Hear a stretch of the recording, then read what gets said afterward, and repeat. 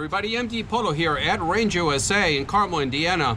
And today we're shooting the HK P30-L. But this one's got the LEM trigger and it's got some magic dust from ZR Tactical. We've got the red dot, Wilson combat sights, porting, and we got a little bit of balance down here for weight. Shooting MagTech 115. We're about 10 yards out, 4 shots. Let's see how we do.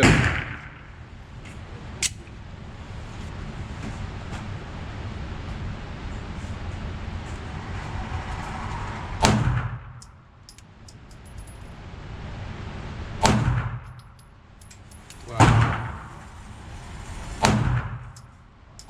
Goodness. There we go.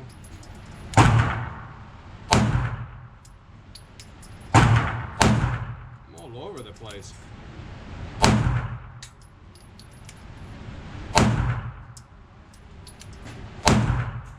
That's better.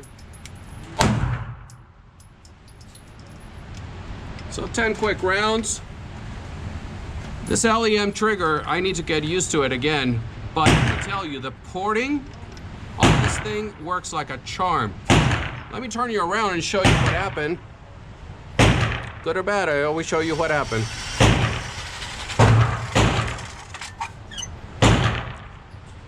So that was the first, that was the second one. And then it kind of settled in. All right, so now we're gonna put a couple more rounds, but a Fort Scott, because I wanna see the fire show with the porting. All right, so hang tight and we'll be right back. And now we got only 5 rounds loaded of the Fort Scott. This stuff is expensive, but I love it. This is 115 grain.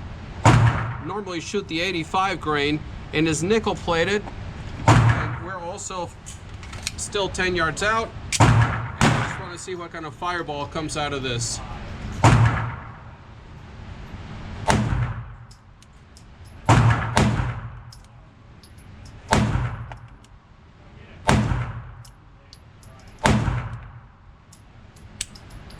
Oh, what a flinch. Woo! I thought I got rid of that. It was close though. Let me turn you around and show you. It actually shot better than the MagTech. I hope you can hear me. I threw that one. 1, 2, 3, 4, 5. So there it is.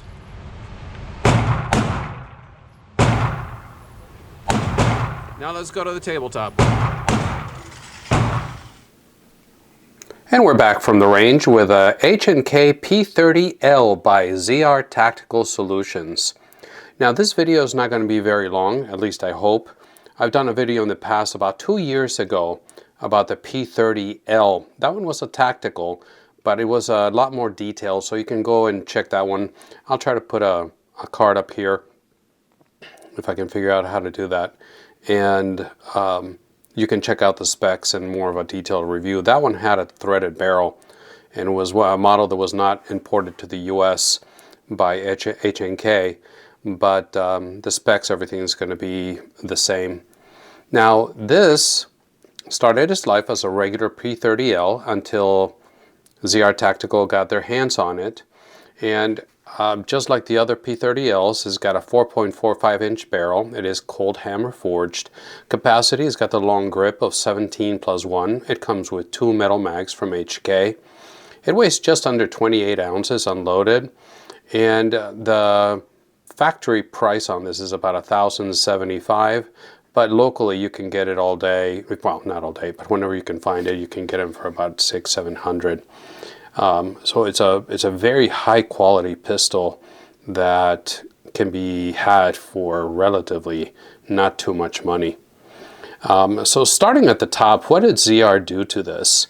And we're just going to do a quick flyby, an overview, and then I'm going to tell you what my experience was, what I liked, what I didn't like, and maybe what I would like to see a little bit different.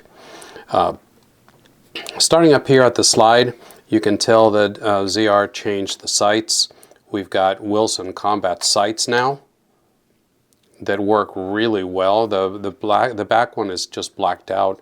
The front one is like a lime fluorescent green night sight, and it's got a holosun, and it's the EPS carry is the red one, and it just sits really nice and low. All this was done by ZR Tactical, and we got a perfect lower 1/3 co-witness in here. So I'm really happy the way this turned out. And then moving further up along, you can see the porting.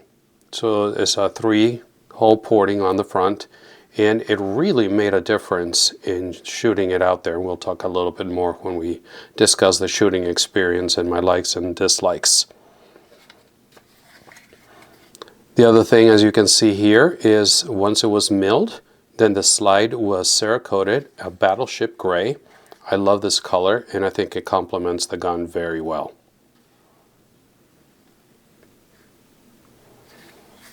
Let you take a look at here, how the rear sight is serrated as well.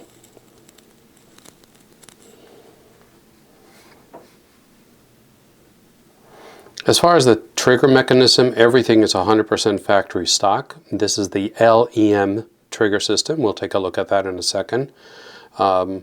This is not my first gun that is LEM.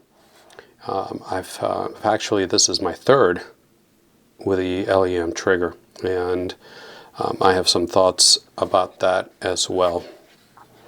Of course, the frame is polymer, and in HK mode, it's a very nice polymer. It is fiber reinforced, and they claim that it's for resistance, very, very strong. It's got great texture, of course, corrosion proof, and like the other HK P30s, it's got the interchangeable back side panels and back strap, so you can configure this to your heart's content. It's got very nice finger grooves. I normally don't like finger grooves, but they fit absolutely perfect in my hand. One of the most ergonomic grips out there. Let you take a look at it. Another nice thing about this is got a 5-slot pick rail, so you can accommodate just pretty much anything you want. A very wide trigger guard that has got a bit of a serration in the front as well. For those of you that like to hook your finger up there, you got a little bit of serration. And the thing about this is it's fully ambi, and it's got, of course, the gun has been safety checked. You have here your mag release, that is the paddle. So fully ambi, and it works, of course, HK fashion. It works very well, even though we got this solid brass base pad here that is very heavy. It just knocks it out even upside down. So it does a really, really good job. And it's got the extended paddle on both sides. You got a very long slide catch that also works on both sides. And this is one of the things that some people like to complain about the HK, is that it tends to rattle. But if that doesn't bother you, but it is a thing for some people. Now, looking at the trigger here, like I said, you got the LEM trigger, and explaining the LEM trigger is not easy and also could take a whole video. HK says that it's a full-time double action. Other people described it as being a mix of a double action with a striker fired, if you will. So for the first trigger pull, you're going to have a very heavy, I mean, we're talking pushing 9-10 pounds all the way to the back. You can see the hammer is a bobbed hammer. That's one of the ways you can tell that it's an LEM. It's got a bobbed hammer. Single action, double action have a spurred hammer. And so you're going to have, you can do this all day in double action. But once it cycles, or you load around into it, here's where the magic happens with the LEM. You see that? You see the hammer? Some people don't like that. It distracts them. But this is very, very smooth, and it's got to be a very deliberate pull all the way to the back. But, I mean, it is easy, it's smooth, and then you're going to have a very crisp break right there. You're going to cycle again, and you're going to have a short-ish reset, a little bit more travel, and go. So it's not going to be anywhere near like a 1911, 2011 type trigger if you're looking for a fantastic trigger. But for what it is, and you see, now let's say that the round didn't go off there, you can just let it go and you have double strike capability. So a lot of people think that the LEM trigger is probably the best ever configuration of trigger of any gun. I'm not there yet. And, well, let's talk about that for a second. This is the third gun that I've had that has had the LEM trigger. And I just cannot get comfortable with it. I don't know if it's just more training or the people that say that is the perfect, the best trigger system out there. Maybe I'm just a regular guy that likes guns. I'm not a great shooter or an expert. And, well, I have not gotten comfortable with this. So, and I've tried, like I said, third gun.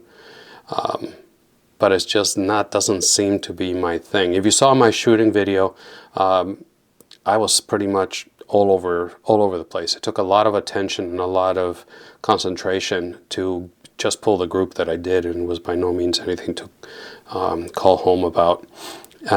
So I'd like to know, what are your thoughts on the LEM trigger, your experience with the LEM trigger?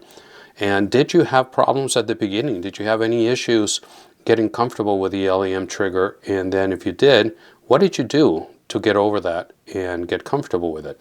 I would like to know. I really would like to learn. Another things that I like a lot, besides the way the optic turned out and how low he was able to set it, I love the way the Wilson Combat sights, and you can see there it says Wilson Combat, got really low, and we got the lower 1/3 co-witness, so it worked really well. The porting worked out really well. I didn't put it on video, but I ran some plus P ammo, and that's when the porting really started to shine. With the 115, especially with the 80 grain that I tried to run through it, it wasn't that big of a deal. I didn't feel that much of a difference. But once I started to run the plus P, that's when the porting really came into its own and really showed what it could do. So I think he did a great job with this. And what else can I tell you? I think that's it. I want to keep this one relatively short.